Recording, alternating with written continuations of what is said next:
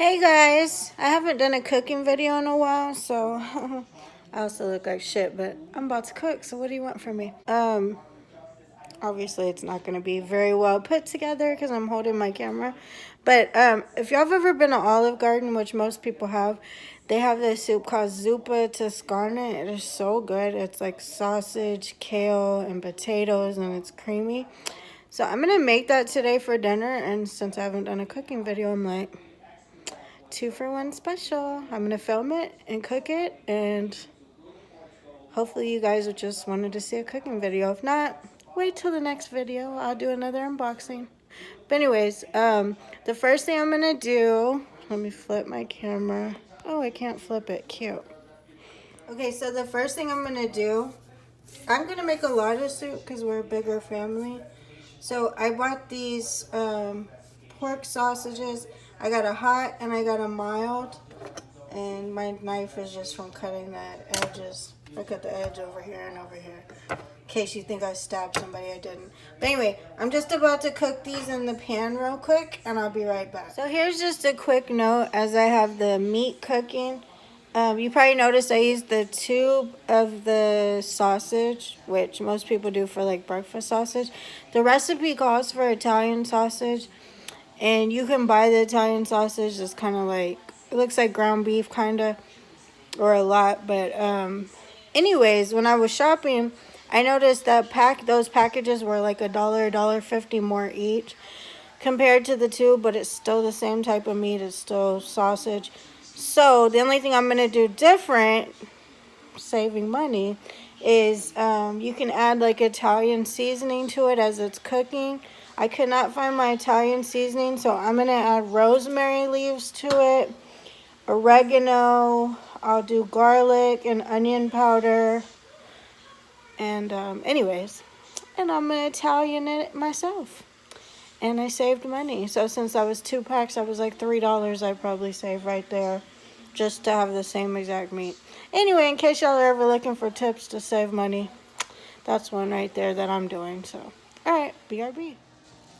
Okay, so I just cooked the meat and I put it to the side. As you can see here, it's got the rosemary, it has oregano in there. Like I said, I did garlic powder, I did onion powder, I also did black pepper, and I did some fresh minced garlic. I always do minced garlic, but I forgot to tell you guys that earlier.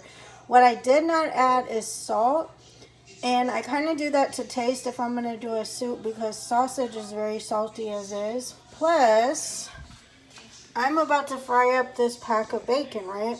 I'm going to do it in the same pan. Sorry, guys, if I'm giving you, like, making you sick or whatever, showing you over and over, moving the camera. But, so this is the pan I just made the sausage in. Still has the spices, the garlic, the grease, all that. And so I'm just going to take this pack of bacon. I'm going to fry it up in there. So I'm not washing it out first. I want all the flavors to come together. And then once the bacon's done and it's cooked, not burnt, but like where it's got a crisp on it, I'm then going to let it cool, and I'm going to like crumble the bacon, and I'm going to add it to the sausage mixture.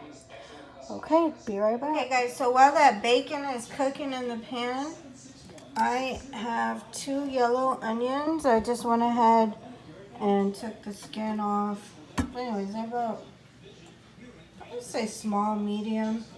So I'm going to go ahead and dice those up. They're burning my eyes. Those are some juicy onions, guys.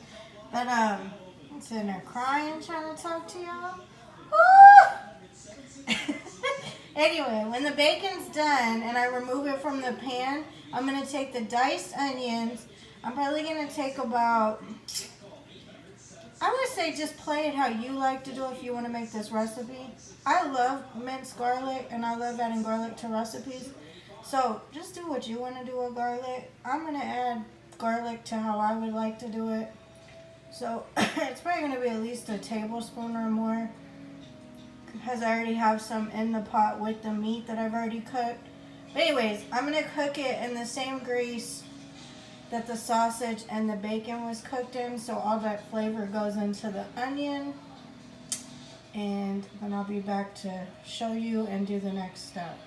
So I'm just showing you. In the meantime, while the bacon's cooking, I have it cooking like on a little bit less than medium. It's not medium low, it's closer to medium.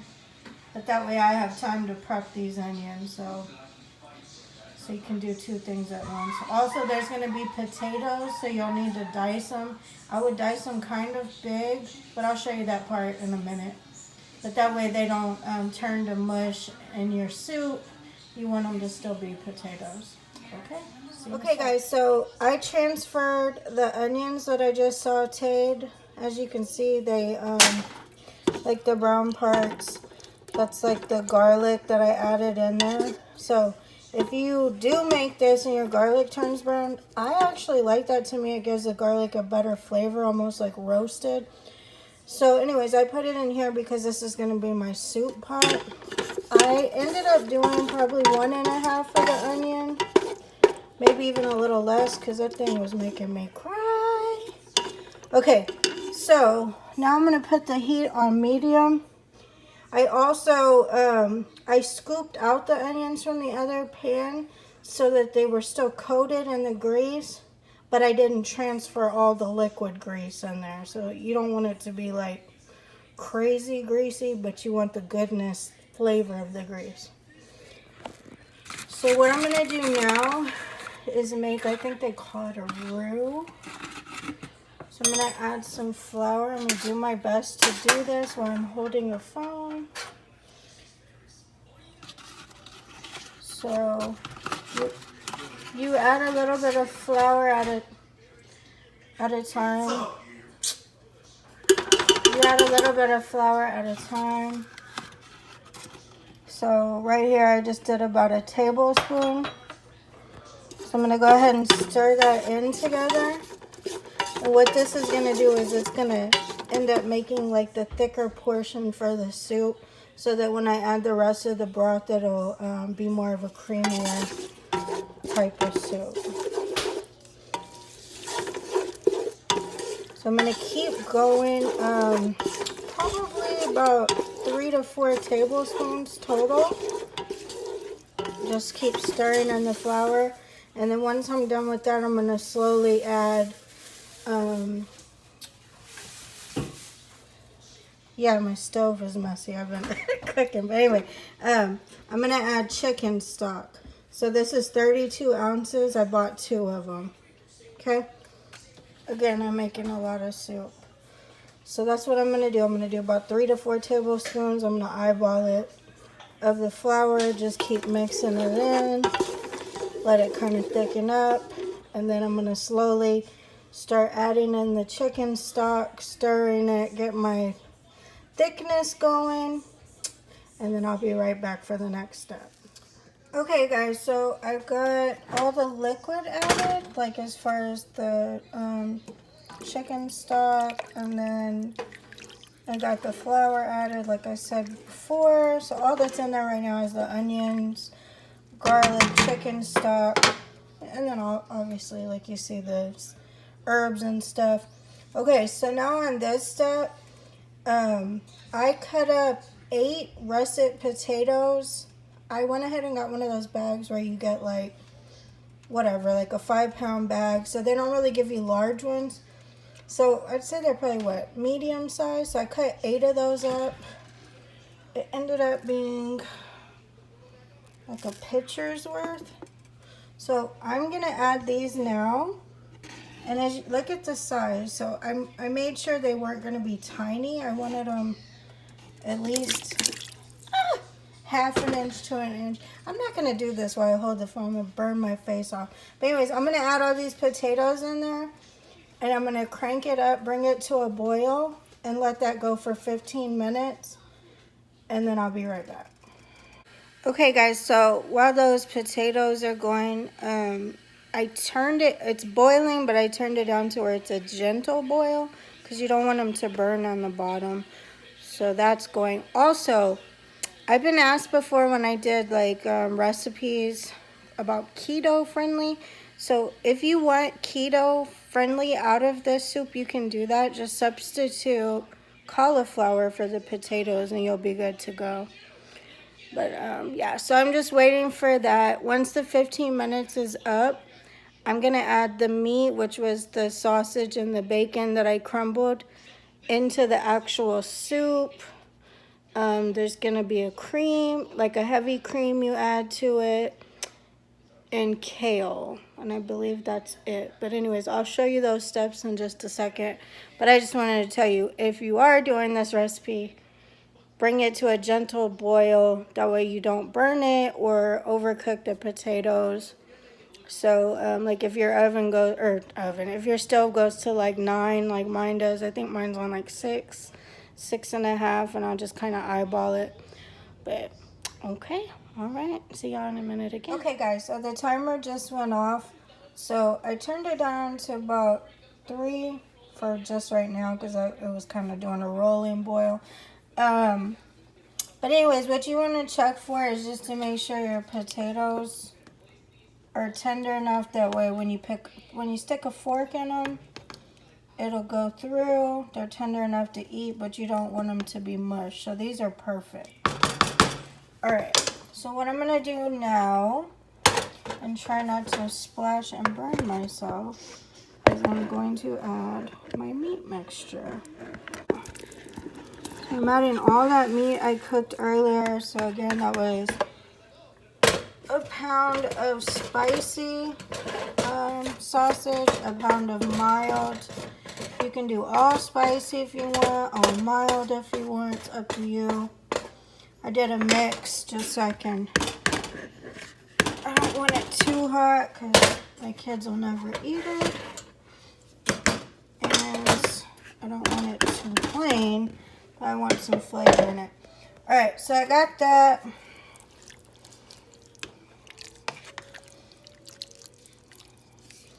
So it should be nice and thick like this. So I'm just going to stir it up.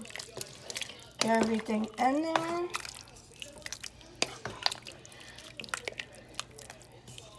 Okay. And then I'm going to add 2 cups of heavy cream. Stir that in. And I'm going to get a couple of handfuls of kale, chopped kale, and add that in there as well. I'm going to turn it back up a little bit, get it boiling more, and not too high because again I don't want the potatoes to turn to mush, but I want the kale to wilt down and be soft. So probably about another 5-10 minutes and then your soup is done.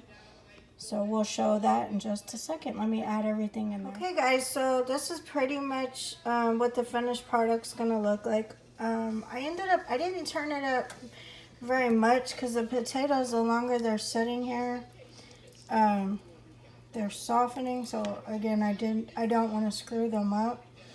So I put it up to about 4.5, 5 on my stove. So a little bit less than medium. It's still steaming, it's cooking. I'm doing it for 5 minutes. I only have 2.5 left.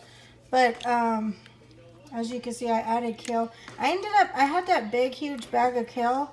So I did half the bag. You can do a couple handfuls well, it'll be like 4 handfuls because I doubled it. But I like kale a lot, so I do more. And it tastes really good in the soup. Kale's normally kind of bitter. And when you put it in the soup, it's not at all. And then you get good vegetables, plus your kids eat it because it tastes delicious when it's in something like this. So I also added some salt, pepper. I went in with some more garlic because again, I love garlic. But that time I just did garlic powder. And I added a little bit of red pepper flakes. But this is what it's going to look like. This is with the creamer, everything. So, I mean, this is pretty much finished product. So, I'm going to go ahead and close out the video. Tell me guys what you think. What do you think of this soup? Have you ever had it before at Olive Garden? I think it's amazing. I've made it at home before and eaten it at Olive Garden. The reason I recommend making it yourself at home, when you go to a restaurant and you want soup and you think it's so good, you don't control how much meat they give you, how much kale they put in it, how they season it. So I like that I can like make it as meaty as I want, or as potatoey as I want, or as much kale, or you know, you get the point. So to me, the homemade one is much better. Again, let me know in the comments below. Another thing I think would be really good added to this, but I have to be careful because my 8-year-old gets grossed out easily. But I think mushrooms, slicing some mushrooms and cooking them fresh in here would be amazing. So, all right, I hope you guys like this. I haven't done a cooking video in a while, so here it is. So that's my Zuppa Tuscana, my Olive Garden copycat recipe. And the way I garnish it is I get some fresh mozzarella or Parmesan and sprinkle on top of my bowl. And just dip breadsticks. You can get the garlic breadsticks or like the ones that are like the frozen, what is it, garlic bread or cheese bread. Those are really good with it. And you can do your own unlimited soup and salad at home, soup and breadsticks, whatever. But okay, closing it out. Love you guys. Hope you enjoyed. Don't forget, can't spell original without Gina. And I hope everybody eats something fabulous too, because we're about to dig in.